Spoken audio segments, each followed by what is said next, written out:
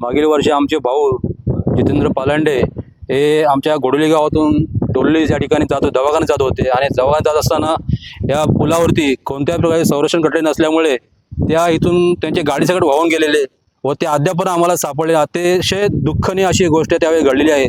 तरी पण वर्षभरामध्ये अजूनही कुठल्या प्रशासनाला स्थानिक नेत्यांना याची दखल न घेता पूर्तता करता आलेली नाही. लाजिरवाणी गोष्ट आहे.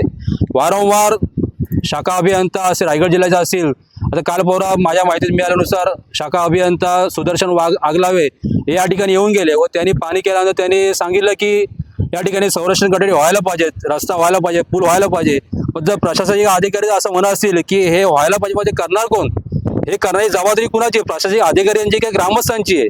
मी प्रशासकीय अधिकारी सरकारी कर्मचाऱ्यांना विनंती करतो की आपण लवकरात लवकर गावच्या भल्यासाठी या गावच्या विद्यार्थ्यांसाठी जो वाहतुकीचा जवळचा असा रस्ता आहे खोपोली खाला डोलेश्वर जाण्यासाठी तो लवकरात लवकर करण्यात यावा. आता पावसाळा जवळ आलेला आहे पण ते शक्य नाही.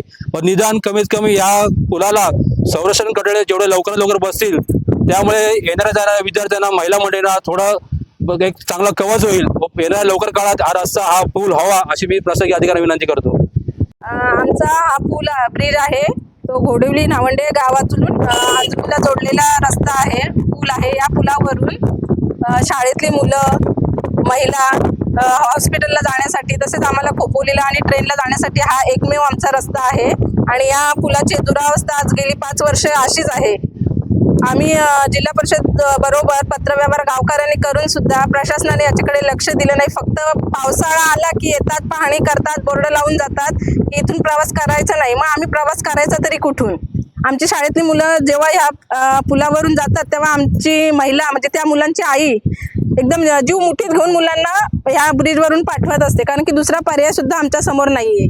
त्यामुळे आणि 3 वेळा या पुलाचं भूमिपूजन सुद्धा केलेलं आहे, परंतु ते फक्त भूमिपूजनच केले. श्रीफळ वाढून फक्त भूमिपूजन केले, परंतु या पुलाला अजून सुरक्षा कठडे सुद्धा नाही आहेत. पुलाची दुरावस्था तुम्ही सगळे पाहताच. आता पावसाळा जवळ आलाय तर या पावसाच्या निमित्ताने तरी आम्हाला सुरक्षा कवच म्हणजे सुरक्षा कठडे जरी बसवून दिलेत तरी पुष्कळ आहे. मग नंतर तुम्ही लवकरात लवकर या ब्रिजचं काम करतील अशी मी गावकऱ्यांच्या वतीने आमदार साहेब इथे येऊन 3 वेळा श्रीफळ वाढवून गेलेले आहेत, परंतु या पुलाचं काम काय अद्यापही झालेलं नाही. तर येत्या पावसाळ्यात जरी सुरक्षा कठडे जरी बसवले तरी पुष्कळ आहेत. नंतर पावसाळा संपल्यावर लवकरात लवकर प्रशासन आणि आमदार साहेब या कामाची दखल घेतील अशी मी गावकऱ्यांच्या महिलांच्या वतीने आशा बाळगते.